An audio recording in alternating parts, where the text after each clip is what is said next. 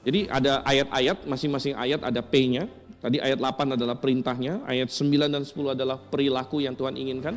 Ayat yang ke-11 bicara mengenai pola, sehingga kita bertanya, apa kalau begitu esensi dari hukum keempat?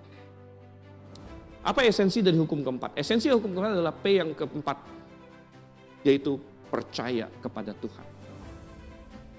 Hukum keempat ini adalah suatu invitasi, suatu undangan dari Tuhan agar manusia percaya kepadanya. Kenapa bisa demikian?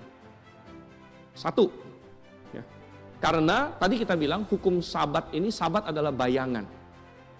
Bayangan tentang apa? Bayangan tentang Kristus. Bagaimana sabat menjadi bayangan tentang Kristus? Ini dijelaskan di dalam kitab Ibrani. Coba kita buka. Ibrani pasalnya yang keempat.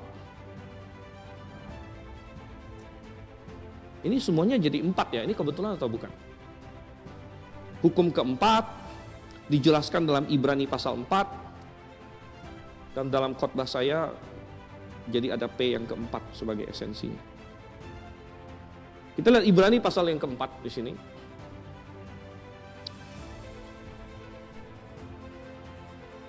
Coba kita lihat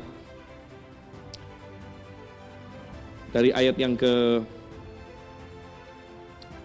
dari ayat 1, coba kita baca. Sebab itu baiklah kita waspada, supaya jangan ada seorang pun yang di antara kamu yang dianggap ketinggalan, sekalipun janji akan masuk ke peristirahatannya masih berlaku.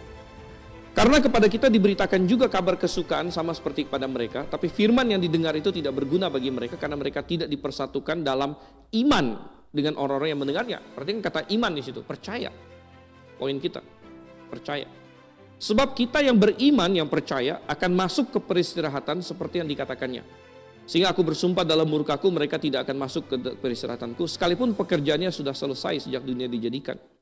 Sebab tentang hari ketujuh, nah hari ketujuh sabat tadi, pernah dikatakan dalam suatu nas, Allah beristirahat pada hari ketujuh dari segala pekerjaannya.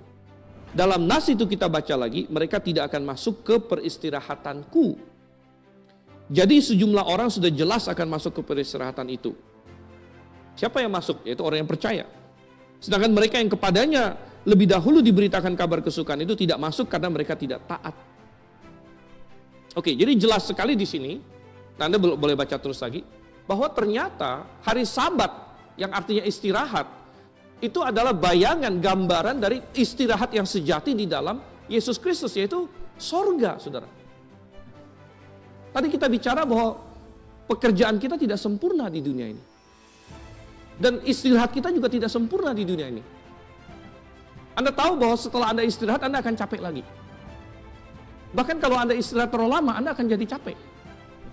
Istirahat itu hati-hati. Tidur kelamaan itu tambah capek, sudah. Percaya nggak? Percaya, harus percaya. Karena Anda pasti pernah. Tidur kelamaan, jadi capek. Bahkan ada penelitian, ya, orang yang tidur terlalu sedikit ada bahaya, orang yang tidur kelamaan juga bahaya. Ada resiko demensianya, bukan hanya tidur terlalu sedikit, tidur terlalu banyak juga. Anda istirahat kelamaan, tambah capek. Istirahat kita saja tidak sempurna di dunia ini. Sehingga kita memerlukan istirahat yang sejati. Istirahat yang sejati itu apa? Ayat yang sering dikutip, Wahyu 14 ayat 13, kalau ada orang yang meninggal, apa? Sungguh berbahagia orang yang meninggal di dalam Tuhan. Karena mereka boleh beristirahat dari segala jerih lelah mereka. Ini adalah istirahat yang sejati. Jadi saudara yang kasih Tuhan, Sabat itu sebenarnya menggambarkan istirahat yang sejati di dalam Yesus Kristus. Keselamatan di dalam Yesus Kristus. Yang tadi di Ibrani dikatakan peristirahatanku, kata Tuhan. Dan cocok sekali ini digambarkan dengan Sabat. Karena untuk masuk ke dalam Sabat itu, yang masuk ke dalam keselamatan itu, masuk ke dalam sorga itu, seseorang tidak bisa mengandalkan pekerjaannya, tapi dia harus beristirahat penuh pada pekerjaan Yesus Kristus. Kalau kita berusaha untuk bekerja untuk masuk sorga, kita tidak akan dapat. Karena pekerjaan kita tidak ada yang sempurna. Tapi ketika kita beristirahat pada kebenaran Yesus, kita bersandar kepada kebenaran Yesus, bersandar kepada karya Yesus Kristus, maka kita memperoleh istirahat yang sejati itu.